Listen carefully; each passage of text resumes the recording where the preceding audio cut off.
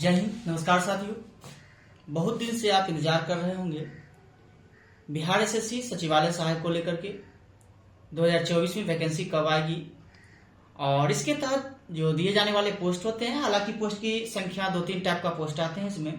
एक तो आपका सचिवालय सहायक है। मुख्य रूप से हम इस सचिवालय सहायक की बात करेंगे और ये सचिवालय सहायक कितना बड़ा पोस्ट है, आप कहां से कहां तक जा सकते हैं, कौन से प्रमोशन होंगे आपके, किस लेवल के रूप में आप जा सकते हैं, तो सारे हम इस वीडियो के माध्यम से आपको बताएंगे जो आखिर में आपका प्रमोशन कहां से कहां तक होगा। हालांकि इसकी योग्यता के लिए मैं सबसे पहले बता देता हूं और ये वैकेंसी कब तक आएगी ये भी मैं आपको वीडियो में बताऊंगा। चलिए सबसे पहले वीडियो को स्टार्ट करते हैं और आप ये जाने जो सचिवालय सहायक में अगर हम जॉब करते हैं तो मेरा लेवल जो है कहां से कहां तक हम जा सकते हैं। चलिए सबसे पहले हम बताते हैं, अगर हम बात करते हैं इसकी योग्यता क्या है। सबसे पहले योग्यता के लिए जान जाइए, जब वैकेंसी अगर आपकी आएगी तो सबसे पहले आपके पास क्या योग्यताएं होनी चाहिए।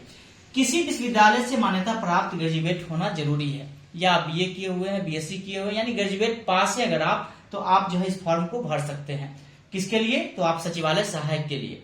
इसके बाद क्या है, आयु की अगर हम बात करते हैं, न्यूनतम आयु आपके पास 21 वर्ष। हालांकि जो लोग ग्रेजुएशन कर लेते हैं उनकी आयु जो है न्यूनतम 21 वर्ष हो ही जाती है। और अधिकतम की बात करते हैं तो 37 वर्ष।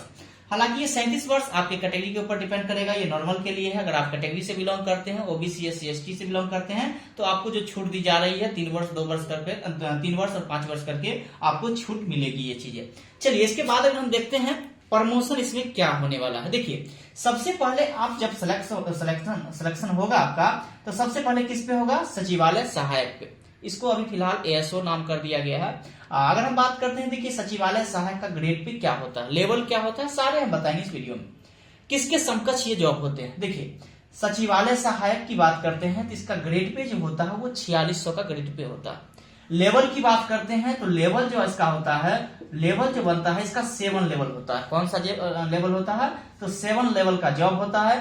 किसके समकक्ष ये जो जॉब होते हैं तो हम बता रहे हैं आरओ, यानी आरओ कहे तो रेवेन्यू ऑफिसर आप जानते होंगे, आरडीओ इंस्पेक्टर भी सभी लोग जानते होंगे। देखिए आरओ क्या होता है, रेवेन्यू ऑफिसर आप जानते होंगे, बीपीएससी के तहत ये पोस्ट निकलती है, जिसको राजस्व विभाग भी अगर आप कह सकते हैं।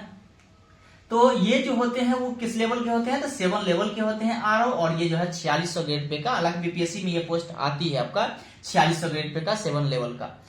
इसके बाद जब आप सचिवालय सहायक के बाद जो है कम से कम आपको मिनिमम जो है 8 साल आपको लगेंगे, और सचिवालय सहायक पे 8 साल जॉब करते हुए आपका जब प्रमोशन होगा तो आप बनेंगे प्रशाखा पदाधिकारी, कहें तो सेक्शन ऑफिसर के रूप में आप बनेंगे। सचिवालय सहायक से डायरेक्ट क्या बनेंगे? तो प्रशाखा पदाधिकारी बनेंगे, और आपका जो ग्रेड पे बन जाएगा, हालांकि शुरुआत में आपका 4800 रहेगा, लेकिन जैसे ही इसमें 2-3 वर्ष आप जॉब करेंगे तो आपका जो ग्रेड पे बन जाएगा वो 5400 का ग्रेड पे बन जाएगा इसमें। अगर हम बात करते हैं ये किसके समकक्ष होंगे, तो एसडीओ के समकक्ष हो जाएंगे, एसडीएम के समकक्ष हो जाएंगे, डीएसपी के समकक्ष हो जाएंगे। देख सकते हैं एसडीओ, एसडीएम, इसके बाद डीएसपी। यानी अगर हम कहें बीपीएससी में अगर जो कोई पोस्ट आती है तो सबसे हाई क्वालिटी का पोस्ट जो होता है वो आपका एसडीएम हो गया, डीएसपी हो गया, एसडीओ को लेकर के हो गया। यानी आप काफी अच्छा रैंक लाते हैं तब जाकर के आप उस जो है लेवल को पा सकते हैं। लेकिन आपका सचिवालय सहायक से एक प्रमोशन जैसे ही होगा, आप प्रशाखा पदाधिकारी बनेंगे और आपका जो लेवल बन जाएगा किसके समकक्ष बन जाएगा? एसडीओ के समकक्ष बन जाएगा, एसडीएम के समकक्ष बन जाएगा, डीएसपी के समकक्ष बन जाएगा। हालांकि इसका काम क्या होता है हम आपको बता देंगे इस वीडियो में, देखिएगा। अगर हम बात करते हैं सचिवालय सहायक की पैसा को लेकर के, मंथली कितना बनता है इसका, हालांकि सभी के मन में उत्साह होता है जिसका कितना मंथली बनता होगा। देखिएगा 4600 ग्रेड पे है, आप जान सकते हैं ये ग्रेड पे है।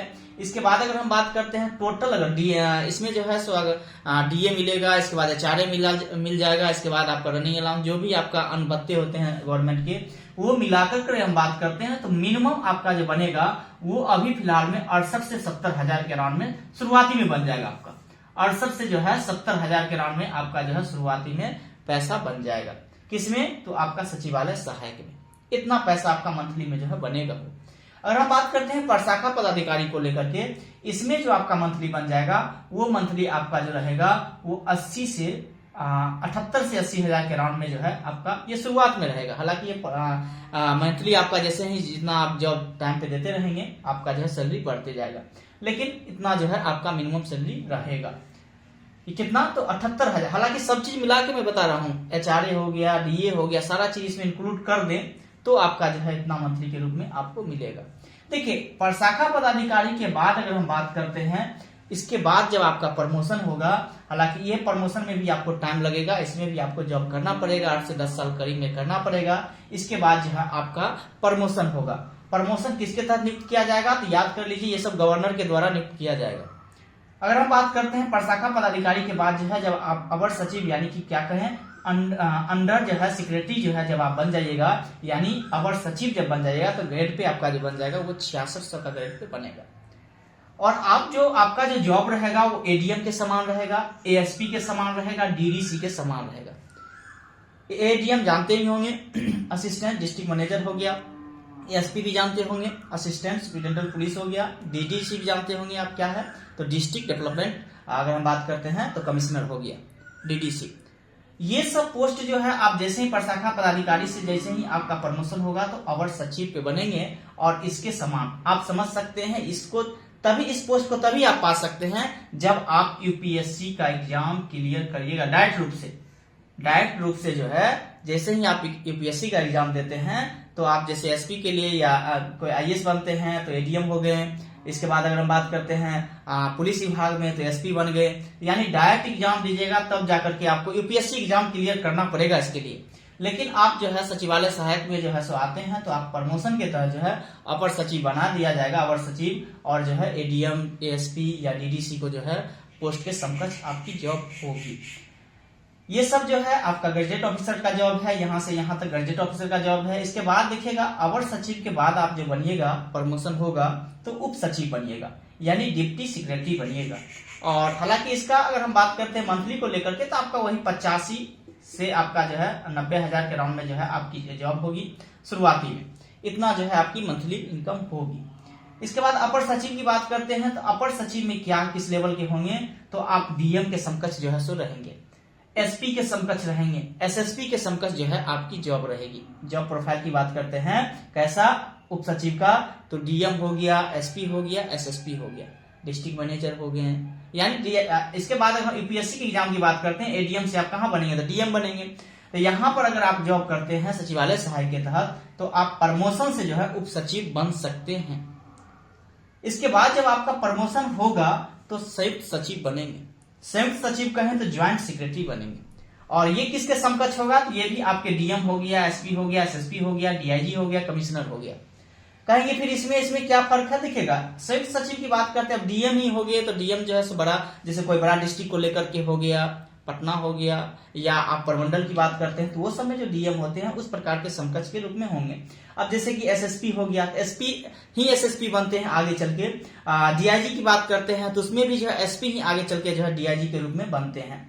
तो ये जो संयुक्त सचिव का पोस्ट होगा आपका, ये समझिए कि एक बहुत बड़ा अफसर होंगे। जैसे कि आप यूपीएससी एग्जाम क्लियर करते हैं और आप प्रमोशन के तहत जो है हायर पोस्ट पे जा सकते हैं, लेकिन आप जो है अगर सचिवालय सहायक को ज्वाइन करते हैं तो आप इसमें भी जो है उसके जो है समकक्ष जो है आप जॉब को ले सकते हैं। हालांकि इस जॉब तक आते आते आपकी उम्र सीमा खत्म हो जाएगी, हालांकि इतना ज्यादा प्रमोशन बहुत मुश्किल है, लेकिन जो इसका जो दिया गया है प्रमोशन का क्राइटेरिया दिया गया है आप वहां तक जा सकते हैं। लेकिन इस बात को आप ध्यान रख लें, जो आप यहां तक आ जाइएगा, यहां तक जो है आप आ जाइएगा, इस बात को आप ख्याल रखें। अगर हम बात करते हैं एज जो है आपको 25 साल या 30 साल के अराउंड में आपकी जॉब अगर हो जाती है 30 साल के अंदर, तो आप यहां तक पहुंच सकते हैं, इस बात को ख्याल रखें। तो अवर सचिव तक भी अगर आप पहुंच गए तो आप समझ सकते हैं जो कहां तक पहुंच गए, एडीएम तक पहुंच गए। यानी आप ये समझ सकते हैं कि हमने यूपीएससी एग्जाम जो है क्वालिफाई कर लिया है, इतना जो है सो आपके पास हो जाएगी। चलिए 2024 में वैकेंसी की बात करते हैं, आखिर में वैकेंसी क्या आएगी। हालांकि सभी लोग को तो मुंह में लड्डू फूट रहा होगा, जितना बड़ा पोस्ट है हम भी तैयारी करें। तो मेरे दोस्त वैकेंसी जब भी आना होगा आएगी ही, लेकिन आपको जो कंसस रहना, हालांकि वैकेंसी कब आएगी मैं उसकी भी चर्चा कर देता हूँ। एक मेरे दोस्त भी हैं जो कि आप यहाँ देख रहे हैं, प्रशाखा पदाधिकारी की बात करते हैं, इस लेवल की एक नौकरी कर रहे हैं। हालांकि उनसे जब मैंने बातचीत करने का प्रयास किया था तो उन्होंने बता दिया कि स्पष्ट रूप से ये बता दिया है कि जितना भी डाटा है सारा डाटा जो है कलेक्ट हो गया है, आखिर में कितना पोस्ट भी देनी है। तो इस बार का जो आपका टोटल पोस्ट आएगा, हालांकि ये बिहार एसएससी जब निकालती है सीरियल में तो सिर्फ जो है सचिवालय सहायक का पोस्ट नहीं आता है, इसमें जो है कई प्रकार के पोस्ट होते हैं। मलेरिया डिपार्टमेंट हो गया, मलेरिया इंस्पेक्टर हो गया है, ये भी लेवल 7 का होता है, ये भी जो है पोस्ट आते हैं उनमें। इसके बाद भी पोस्ट उसमें होते हैं, ऑडिटर के पोस्ट होते हैं जो 28 ग्रेड पे का जो है पोस्ट होते हैं। तो वो सभी पोस्ट आखिर में आते हैं। हालांकि उस सब पोस्ट के बारे में हम चर्चा करेंगे जब वैकेंसी आएगी तब जा करके। चलिए अभी हम बता देते हैं, वैकेंसी की बात करते हैं तो उन्होंने ये स्पष्ट रूप से ये कहा कि वैकेंसी, हालांकि अभी आचार संहिता है और चुनाव का मुद्दा हो रहा है, इसमें वैकेंसी आने की संभावनाएं नहीं है। लेकिन जैसे ही ये चुनाव खत्म होगा उसके बाद भी आपको तुरंत वैकेंसी नहीं देखने के लिए मिलेगा। उनका ये कहना है जो वैकेंसी जो आपके पास है वो समझिए जुलाई के लमसम में आपकी वैकेंसी आएगी, ये जुलाई के लमसम में जो है वैकेंसी आएगी। हालांकि ये उनका कहना है और मैं उनका भी कहना ये सत्य 100% नहीं मान सकता हूं, क्योंकि ये चीजें जरूरी नहीं है कि वही रिलीज करते हैं। बहुत सारी चीजें होती है उसमें जो है वैकेंसी को रिलीज करने में। तो लेकिन जो एक अनुमान उन्होंने दिया और हमें भी ये लगता है कि जून जुलाई के नाम में वैकेंसी आएगी। तो चलिए वैकेंसी जब भी आएगी, अगर आपकी इच्छा है सचिवालय सहायक बनने का तो सबसे पहले आप आज से मेहनत करना स्टार्ट कर दें। और मेहनत किस रूप में करें तो देखिए, इसमें भी हम थोड़ा सा आपको बता देते हैं आखिर में इसका जो है क्या सिलेबस रहा है, क्या सिलेबस है। देखिए सिलेबस की अगर हम बात करते हैं तो सिलेबस आपका क्या है, 75 को जो आपको पूछा जाएगा जीके जीएस से पूछा जाएगा, जीके जीएस से। इसके बाद जनरल नॉलेज और जनरल साइंस से आपको पूछे जाएंगे।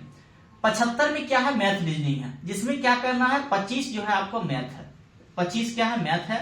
इसके बाद 25 क्या है तो रीजनिंग है, सॉरी 50 क्या है तो रीजनिंग है, 50 रीजनिंग है।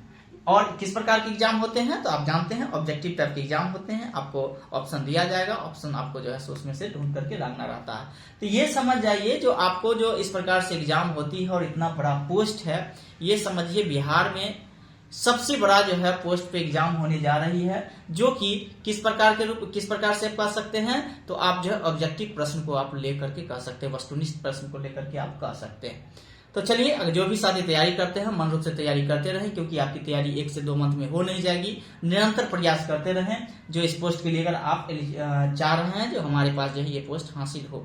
चलिए फिर मिलते हैं। अगर आपके पास कोई समस्याएं होगी तो वीडियो के अंत में कमेंट करने का प्रयास करिएगा, हम उसको जो है फिर आपको समझाने का प्रयास करेंगे।